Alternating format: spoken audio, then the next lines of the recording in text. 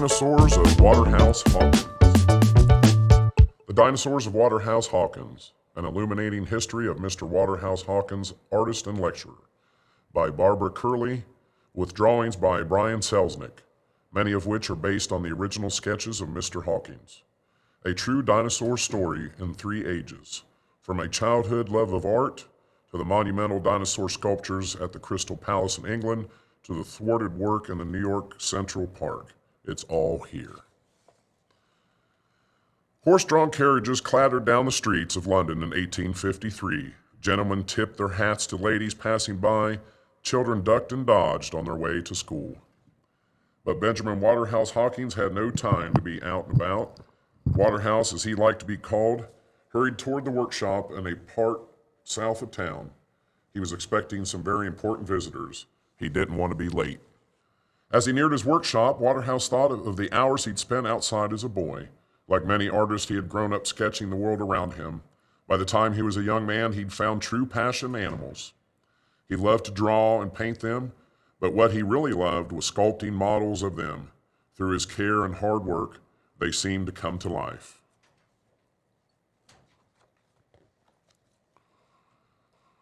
Now Waterhouse was busy with the most exciting project.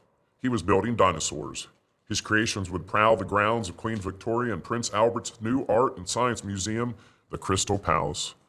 Even though the English had found the first known dinosaur fossils many years before, and the bones of more dinosaurs had been unearthed in England since then, in 1853 most people had no idea what a dinosaur looked like.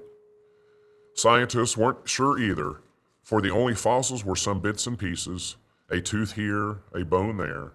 But they thought that if they studied a fossil and compared it to a living animal, they could fill in the blanks.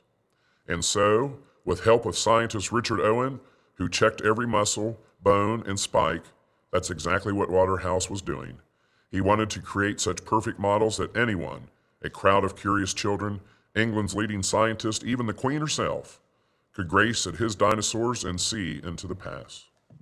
Waterhouse threw open the doors to his workshop. Nervously, he tidied up here and there. His assistants came, then Richard Owen. At last, the visitors arrived, Queen Victoria and Prince Albert. The Queen's eyes grew wide in surprise. Waterhouse creatures were extraordinary. How on earth had he made them? He was happy to explain. The iguanodon, for instance, had teeth that were quite similar to the teeth of an iguana. The iguanodon then must surely have looked like a giant iguana. Waterhouse pointed out that the few iguanodon bones helped determine the model's size and proportion, and another bone, almost a spike, most likely sat on the nose, like a rhino's horn. Just so for the Megalosaurus, start with its jawbone, compare it to the anatomy of a lizard, fill in the blanks, and voila, a dinosaur more than 40 feet long. Waterhouse was also making ancient reptiles and amphibians. While Richard Owen could imagine their shapes, it took an artist to bring the animals to life. Designing the creatures was only the first step. There was still the monumental task of rebuilding them. Waterhouse showed his guests the small models he'd made, correct in every detail, from scales on the nose to nails on the toes. With the help of his assistants, he had formed the life-size clay figures and created the models from them. Then he erected iron skeletons, built brick foundations, and covered the whole thing with cement cast from the dinosaur-shaped molds. It is no less, Waterhouse concluded, than building a house upon 4 columns. In the weeks to follow, Waterhouse basked in the glow of the Queen's approval, but he would soon face his much tougher set of critics, England's leading scientists. Waterhouse wanted to be accepted into the circle of eminent men. What would they think of his dinosaurs? There was only one way to find out. Waterhouse would show them, but why not do it in a little style? A dinner party. On New Year's Eve, no less, and not just any dinner party, Waterhouse would stage an event that no one would ever forget. He sketched 21 invitations to the top scientists and supporters of the day. The words inscribed on a drawing of the pterodactyl wing, he poured over menus with the caterer. The iguanodon mold was hauled outside, a platform was built, a tent erected. As the hour drew near, the table was elegantly set, and names of famous scientists, the fathers of paleontology, were strung above the tent walls. All was ready. With great anticipation, Waterhouse dressed for the occasion in his finest attire. He was ready to reveal his masterpiece.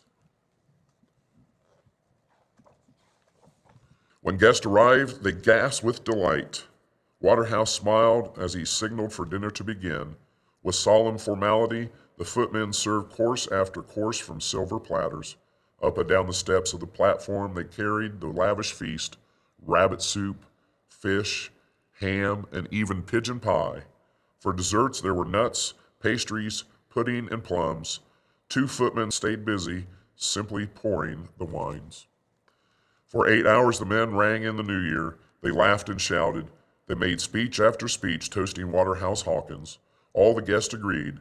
The Iguanodon was marvelous success. By midnight, they were belting out a song created especially for the occasion. The jolly old beast is not deceased. There's life in him again. The next months passed in a concrete, stone, and iron as Waterhouse put the finishing touches on his dinosaurs. Inside the Iguanodon's lower jaw, he signed the work, B. Hawkins, Builder, 1854. The models were now ready for the grand opening of the Crystal Palace in Sydenham Park. 40,000 spectators attended the regal ceremony in the sun-filled center court. Waterhouse mingled with scientists and foreign dignitaries. At last, the Queen arrived. The crowd cheered, "Hurrah!" Cannons boomed, music swelled, and a choir of 1,000 voices sang. Waterhouse bowed before the Queen. Then she and Prince Albert invited the spectators to enjoy the amazing sights. Waterhouse hurried to the lake and waited for the crowd to arrive.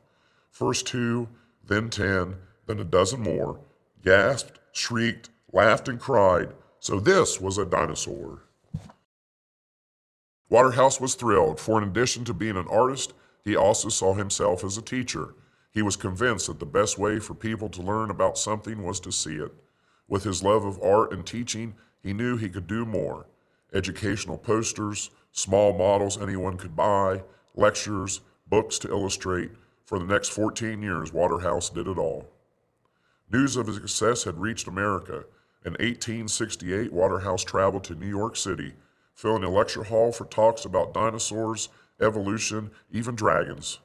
As he spoke, he sketched such marvelous illustrations that the audience burst into applause. And then, Waterhouse received a delightful surprise, a letter from the head of the Central Park inviting him to build an American dinosaur. His models would inhabit a museum planned for the park's southwest corner. Waterhouse was excited. America's first 2 dinosaurs, the Hadrosaurus and the Lapus, had only recently been discovered. Here was his chance to bring these dinosaurs to life for all to see. The Second Age, America. Waterhouse set right to work. He spent the next 6 months traveling to American museums to learn about American dinosaurs. Again, he built something no one ever had seen before, the first model of a complete dinosaur skeleton. He presented Hadrosaurus to the Academy of Natural Science in Philadelphia, where he was welcomed with great enthusiasm. Now Waterhouse was ready to build his dinosaur. He returned to New York City to the workshop built for him in Central Park. He hired an assistant, and the real work began. Small models, life-size clay figures, iron skeletons, dinosaurs. While he and his assistant toiled inside, workmen outside began building the museum.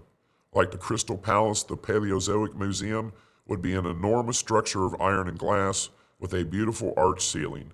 Day after day, workmen dug the foundation. Then the disaster struck. William Boss Tweed, a corrupt politician who controlled much of New York City, said the museum was a waste of time and money. At 6 feet tall and 300 pounds, Boss Tweed was a big man, even a bigger thirst for power.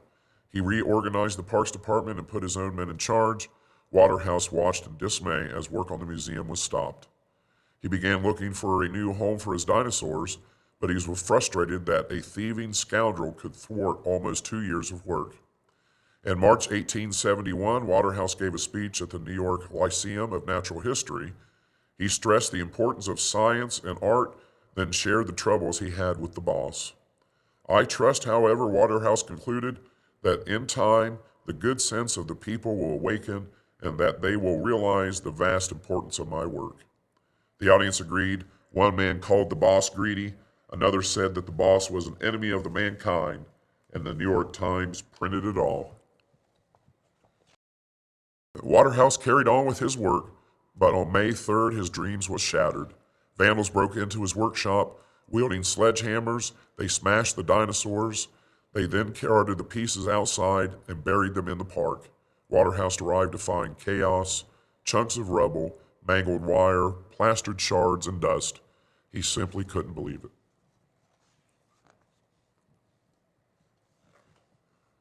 Waterhouse stumbled outside only to find mounds of dirt and dinosaur rubble. 2 years of his life utterly ruined. This only could be the work of Boss Tweed. The more Waterhouse thought about it, the angrier he became. He protested to the Parks Department. The situation was outrageous, criminal. Surely something could be done. But Waterhouse was bluntly told not to waste his time with dead animals when there were so many living ones around. Waterhouse staggered away. His dinosaurs were broken, and so was his spirit. But in spite of Boss, Waterhouse would give America her dinosaurs. He left New York to create towering hadrosaur skeletons for Princeton University in New Jersey and the Smithsonian Institute in Washington, D.C. He stayed on at Princeton, yet again creating something that no one had ever seen before, the first series of paintings showing the development of life on Earth, including his beloved dinosaurs. Waterhouse was now 71 years old. It was time to go home. The third age, home again. Waterhouse returned to London and exciting news. 30 iguanodon skeletons had been discovered in a coal mine in Belgium. It now appeared that Waterhouse's beloved iguanodon might have walked upright on its hind feet, and the spike on the nose, like a rhino's horn, might actually be a thumb. Imagine that.